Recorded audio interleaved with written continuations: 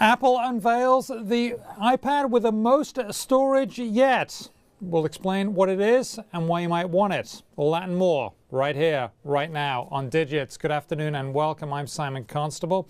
And with that story, Jessica Lessin of the Wall Street Journal joins us now from San Francisco.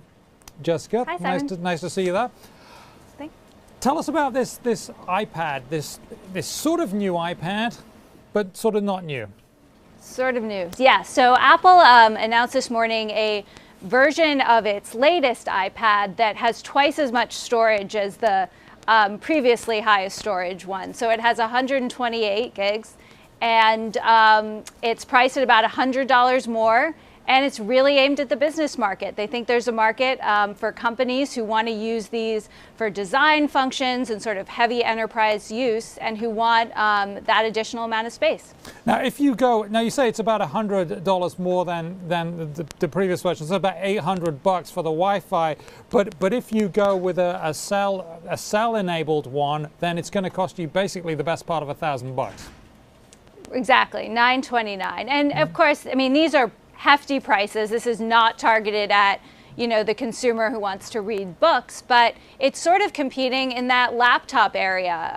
And as companies are thinking about mobilizing their workforces and what devices they're going to give employees, this is sort of a niche that I think Apple believes strongly in, and sort of that laptop replacement market. Now, what is interesting is that it's got as much, according to this note I've got, the largest iPad now has the same storage as the base model of the 13-inch MacBook Air.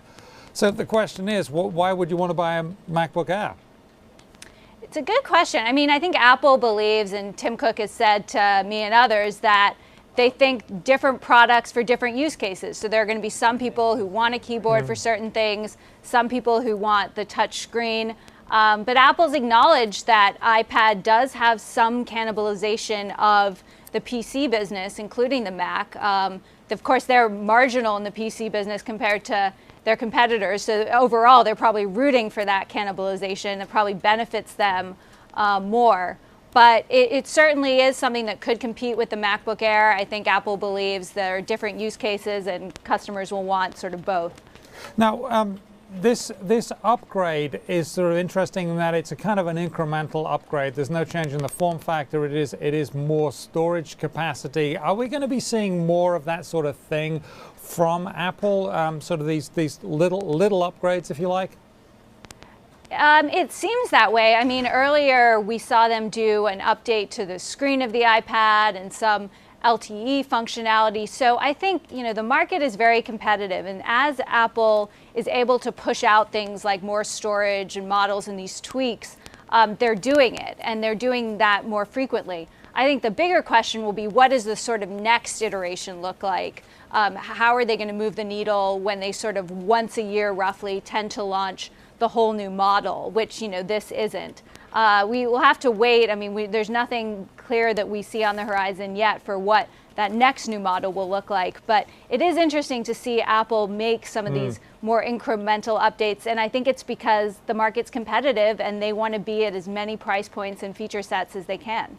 Okay. Well, we'll see how it goes over with the public. Thank you very much. Jessica Lessin of the Wall Street Journal out in San Francisco. We appreciate your time there.